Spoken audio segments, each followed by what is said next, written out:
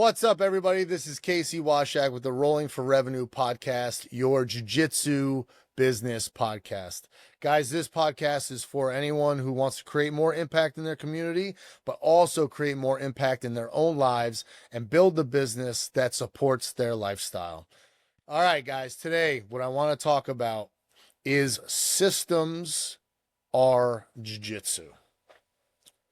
So a lot of people that I come in contact with, a lot of school owners, for whatever reason, feel like they don't want to go corporate. I hear this all the time. I don't want to go corporate. They think that having structure and systems almost takes away from the art or takes away from their individuality, when in reality, what it does is it can accentuate everything else. When you have systems, you don't have to worry about little things because little things, they're already taken care of. So this means you can focus on the bigger things. All right. So having systems in place for all the different things, which we'll get into, really frees you up to do the bigger things you want to do. So if you've ever heard of Jocko Willink, he says discipline equals freedom. I like to say structure equals freedom. All right. And in case systems equal freedom. So what this does, especially if you're a school owner who's starting to bring on staff, when you let people run amok and you don't have specific things in place, what you're doing is you're literally creating chaos. Let's just think about the actual class itself. Okay. Do you have a structured warm-up, whether you're teaching or not? Are there specific techniques that you want taught? Do you give them the specific techniques? Do you have a curriculum for these techniques? Or does your instructors teach it their way, which is different, maybe slightly different than your way? So what you're doing right there is creating confusion amongst your students because you're showing them 2 to 3 different ways to do the same techniques, and they're not sure which one's the right way or which one's the better way. Okay. Do you have specific playlists during your classes, or do you just let each instructor play whatever they want to play?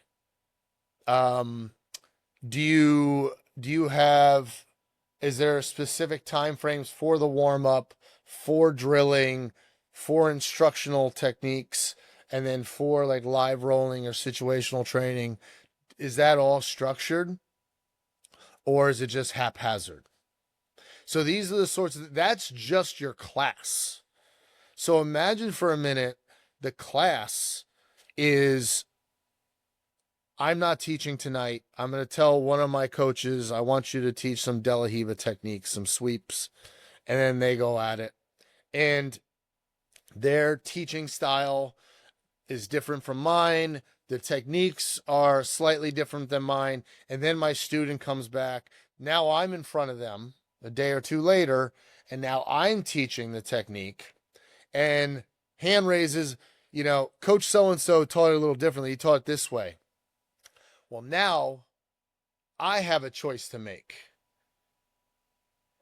Do I say I don't like that way because X, Y, or Z, which makes I just knocked my coach down a couple pegs? Do I get not political, but do I answer it in a way that doesn't knock my coach down, but says, this is a different way. This is because of my body style or my flexibility or whatever. So I bought myself time out of that by not putting my coach down, but instead I'm saying there's multiple ways to do it, when in reality, all we needed was a curriculum and say, this is how we're teaching the techniques, have at it. people want structure, especially if you're an owner. Your team wants structure. They might not tell you they want structure, but here's how you'll hear they want structure. When you hear like, nobody told me what to do. I don't I'm just waiting for someone to let me know how they want me to do things. And you don't see any forward progression. Everyone just stays stagnant and stays in their lane. Nobody's trying to add or bring things to the table because they don't know where they should focus their time and energies.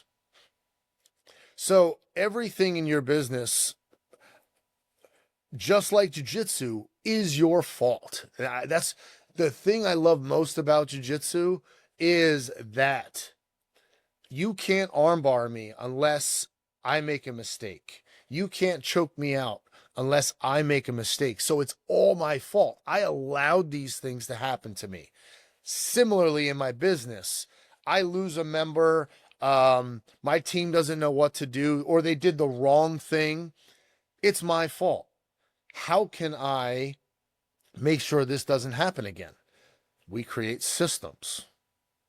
All right. And so let me bring this down. So we talked about the class for a minute.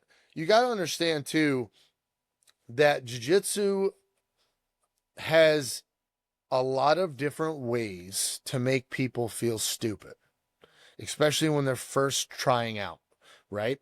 They got to put on this weird uniform. They don't even know which side the pants should go on. God forbid one of the strings comes out, or I'm sorry, goes in. Like, what is this thing called? What are the etiquette? Can I walk on the mats with my shoes? Can I not? Can I walk barefoot around? Like, there's so much people need to learn in their first day or two, like, or first week, that if we're not creating a system for them to get this education, they're going to feel stupid and they're going to leave. Nobody likes feeling stupid. So can we create a system that lets them know, like, hey, my name's Casey. I'm one of the professors here. I'm going to be meeting with you. We're going to go over everything, and then we're going to get you started in your trial class. So here's what I need you to bring. Here's what I need you to wear. Here's, I want you to bring water, whatever. And then as you're doing it, go over some of the etiquette, or send them a video on how to put the gi on, how to tie the belt, all that stuff. So these are things that get you in front. So systems allows you not to have the same conversation 1,000 times, right? The minute I start hearing the same thing like 3 times in my business, I immediately create a system for, so I can stop it immediately. And now there's a resource for those people that have this question or need to know what the next step is, whatever the case. The minute I hear something 3 times in my business, I'm creating a system and I'm getting it out so that I never have to answer. I hate repeating myself over and over and over again. So I'm going to create a system where I don't have to do that. This allows you, once these things are in place and you have the team on board running them, it's like a well-oiled machine. This is what you would call going corporate. You can go to any McDonald's in the world and the burger is going to be the same. There's going to be 2 pickles on it, the whole thing. Why? It's a system. Now look at it from the client's perspective. You go into a McDonald's and you taste that burger. The burger tastes the same no matter where you go, which is fantastic. Now, can we say the same in our own school? Sometimes in our own school, the way things are run are different hourly and based upon the professor or coach in the front of the room. That's chaos. That's where you start getting, I like to come to this class, but not this class because this guy's teaching it. And you're creating chaos instead of a system. That's one of the easiest ways to lose people, is by having everything kind of going by the seat of your pants and not having these systems in place. So everything from answering the phone to welcoming someone coming in, the consultation, the how to onboard someone from their trial class, what happens after the trial class, how do they become a member? Now, what's the information we want to get out to them immediately when they become a member? How do we keep them engaged through this 10 plus year journey? What sort of structures and systems do we have in place throughout the month, the quarter, the year to keep people engaged? All of these things are systems.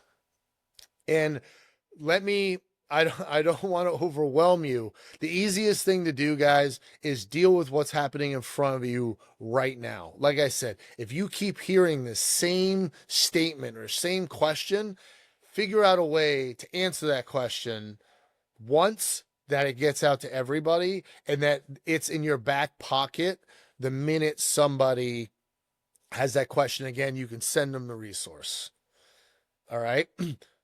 So you can literally create a frequently asked questions on your website, as a landing page just for your members.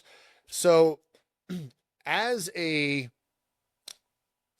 tell you where this comes in real handy. And I've discussed this before a little bit in some other episodes, is the client journey. Obviously, some of the conversations you're going to have with an adult who's starting jiu-jitsu, like they need to understand that like you're going to be bad for a long time. And really, when you realize you're actually getting good is when the new guy shows up and then you're like, oh my goodness, I did retain all this stuff. It's not working. I'm a 3-month white belt.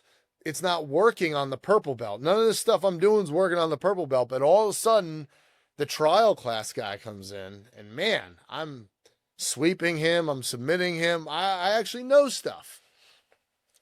So could we get in front of that? Can we explain that in a video or a text or something, and just getting them to understand the journey they're on? Same thing with the parents.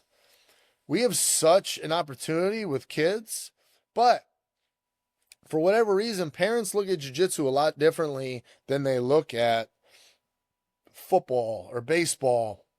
So, number one, knowing why that parent is signing their kid up is huge, because now you could always relate back to that when questions or things are starting to arise.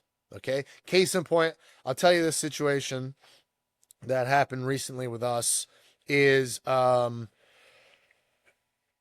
guy signed up his son. His son's 5 years old, ton of energy. And, I said, why are you signing your son up? He's like, the big three: discipline, self-confidence, and I want him to be able to handle himself, at school if he needs to. Awesome.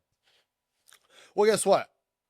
This kid, full of energy, has a rough time standing online, listening, stuff like that. Well, guess what?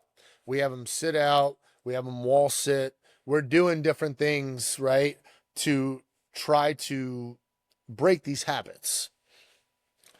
And finally, I see the dad call his son off the mats and start walking out. And so I immediately went and grabbed him and I said, hey man, what's going on? He's like, I'm not paying for my kid to sit on the wall. And I said, no, you're not, but you're paying for the discipline. You told me that's what you wanted. And, look, your son's like a wild bronco right now. Like, the minute you leave here, you're going to have to start this over in some other way. We've been working on this. He's getting better. It's just taking a minute, taking a few minutes. It's fine. We know what we're getting into. We start kids at 4. We understand what we're dealing with, but this is all part of the process. My kids, who are 14 and 11, they're assistant coaches. And so I just pointed to them, like, those two guys are my kids, and they were just like your son. Now they're assistant coaches. And so it got him to understand, like, this is all part of the process. And the last thing I needed to address was, I said to the guy, big guy, I'm in Texas, so everybody plays football.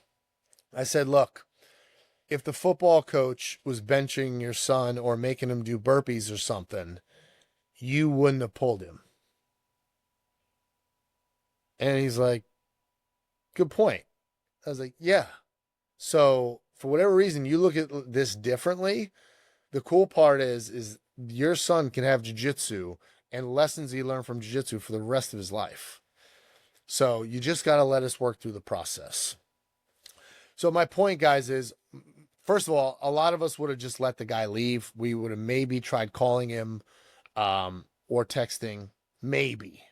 I think a lot of people, once again, they're kind of timid in their businesses about confronting these sorts of situations. But I promise you now, if you handle a situation like that and you turn it around, you just created like a soldier for life.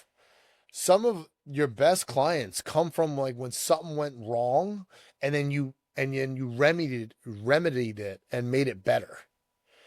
Those people are like, I had an issue, you took care of it. Now I'm like, I got your back whenever you need it because you took care of me. So guys, these systems to handle even just the day-to-day stuff allows you to think bigger. It number one, it gives your staff clarity on what they should be doing. It allows you to think bigger. It allows you not to be making the same decisions over and over and over again. There's something called decision fatigue. If you notice, a lot of the famous people that we looked up, Steve Jobs, black turtleneck, Mark Zuckerberg, gray t-shirt, they wear the same thing all the time. You know why? Because there's something called decision fatigue. They don't want to waste their mental calories on like what to wear. Okay, so they create a system where all I'm wearing are gray t-shirts, all I'm wearing is a black turtleneck, right? And then that's all they do. And now it's one less decision they need to make. This is how you need to look at your business: is how can I stop answering the same questions or having to make the same decision? Is there a way to automate this? Is there a way to just create a system, a protocol that I can now delegate to my staff? But it also creates clarity for the student in that they know how things operate, right? So people don't like change. People don't like uncertainty. So creating systems gives them a sense of relief in knowing that, like, it's always like this. It's not when Casey does it, it's like this, but when this coach does it, it's like this. No, we do it the same across the board. And it also develops a more cohesive team in the fact where you don't have your guys competing against each other. Or like, so I don't care if someone leaves my class and goes to one of the other classes because we're all doing things the same way. They probably did that because it's a better time for them, right? So it creates a more cohesive team when we're all on the same page, speaking the same language, doing the same techniques the same way, answering the phone the same, talking to the clients the same. It creates uniformity. And once at the end of the day, we're a team, right? So it's not a bunch of individuals under one roof. We're a team that operates, and the sole mission is to get people to fall in love with jiu-jitsu and to change their lives through jiu-jitsu. So guys, if you got benefit from this episode, share it with your other Academy owner friends, and also leave a review, but also get the book Rolling for Revenue, which has all the different frameworks. It talks deeper and deeper into systems and all things jiu-jitsu business.